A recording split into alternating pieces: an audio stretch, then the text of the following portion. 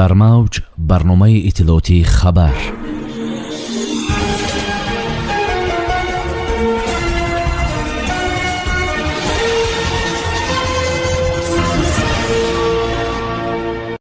нархи гуфтугӯи телефонӣ дар Тоҷикистон боз боло рафт. ин навбат 25%.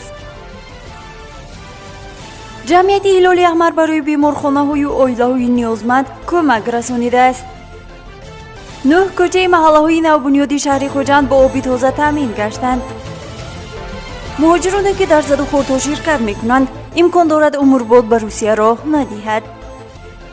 дар Тошканд аксҳои қаҳрамонони олимпиро деворнигорӣ мекунанд.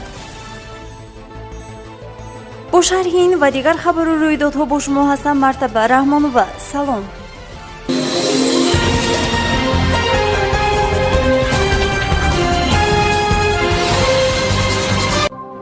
дар бораи тағйирёбии нарх ин ширкати мобилӣ ба муштариёни худ бо ирсоли смс паёмак иттилоъ додааст. бино ба нархномаи нав ки ширкати мухобиротии тисил эълон намудааст, арзиши хизматрасонии тарофаҳо 25% ё аз 1.5 то 10 сомонӣ баланд шудааст.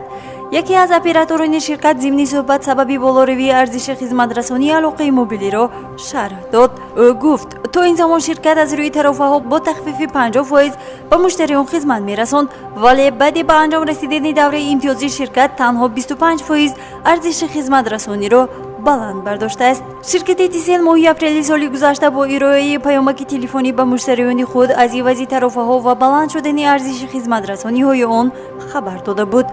он замон арзиши 1 дақиқаи занги баромад дар дохили шабака 20 дирам, зангҳо ба операторҳои дигар 30 дирам, 1 мегабайт интернет 30 дирам буд. инчунин нархи хизматрасониҳои иловагии интихоби ман аз 5.5 сомонӣ қабли ба 6 сомонӣ ва диёри ман ба 7 сомонӣ тағйир ёфта буд. зимнан ин ширкат яке аз пурнуфузтарин ширкатҳои мобилӣ дар миёни Вавилон, Зет Мобайл ва Мегафон дар Тоҷикистон ба ҳисоб меравад. дар асоси созишномаи ҳамкорӣ байни ҷамъияти ҳилоли аҳмари Тоҷикистон ва ҷамъияти ҳилоли аҳмари Қатар барои саҳмгузорӣ дар мубориза бо мавҷи дуюми паҳншавии бемории COVID-19 дар Тоҷикистон дар навбати аввал ба андозаи қариб 230 000 сомонӣ кӯмаки башардӯстона барои беморхонаҳою оилаҳои ниёзманди кишвар равона гардид. иттилоъ додааст сомонаи рӯзномаи ҷумҳурият. гуфта шудааст ки кӯмак асосан барои хариди бастаҳои гигиенӣ, ниқобҳои тиббӣ ва маҳлулҳои безараргардонӣ пешбинӣ карда шудааст.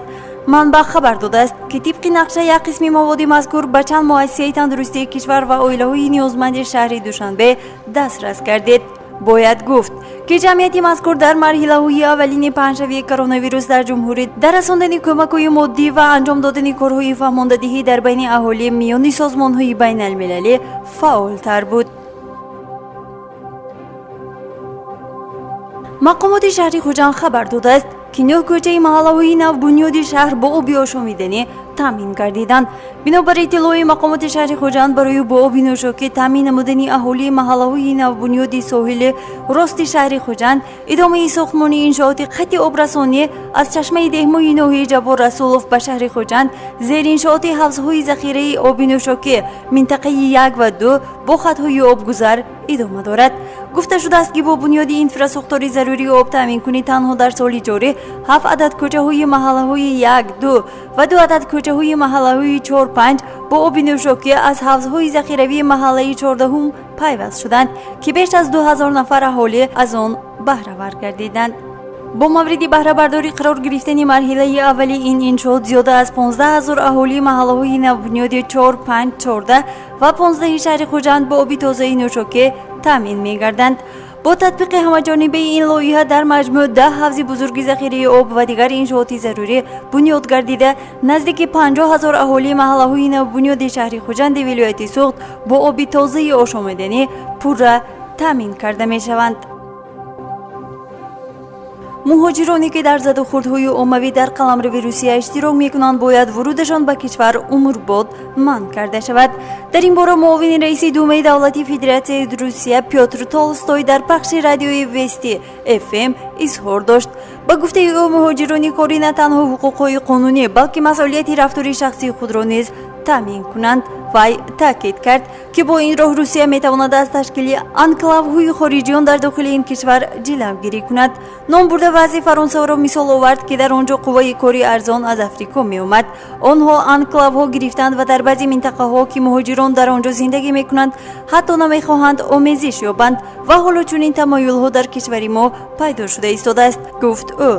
муҳоҷирон бояд қоидаҳои дар русия муқаррар шударо риоя кунанд ва қонунҳои худашонро ихтироъ накунанд, хулоса кард Толстой. вақтҳои охир дар русия муноқишаҳо байни муҳоҷирон бештар ба мушоҳида мерасад. ҷангҳои уммавӣ гоҳ дар Москав ва гоҳ дар дигар шаҳрҳо сабт карда мешаванд. калонтарини онҳо заду хурди шаҳрвандони Тоҷикистону Қирғизистон дар назди истгоҳи метрои Кузменки пойтахт буд.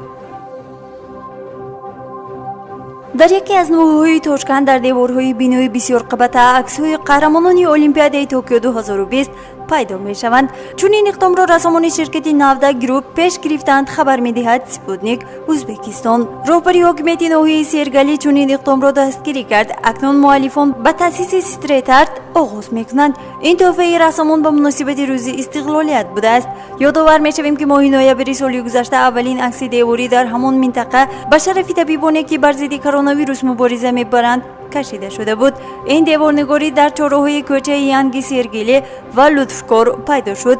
муаллифи лоиҳа бунёди байналмилалии рушди илм ва маориф Зиё форум мебошад.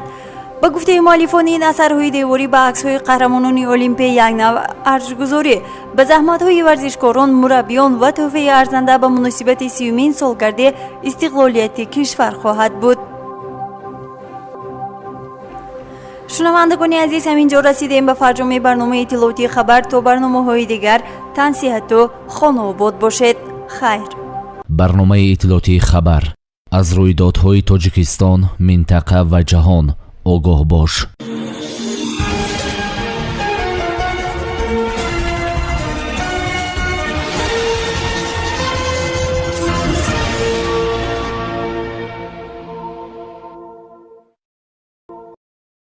барномаи иттилоъоти хабар.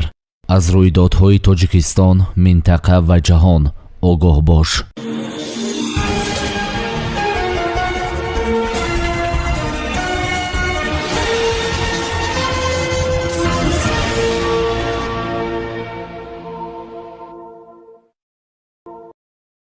барномаи иттилоъоти хабар. аз рӯйдодҳои Тоҷикистон, минтақа ва ҷаҳон огоҳ бош.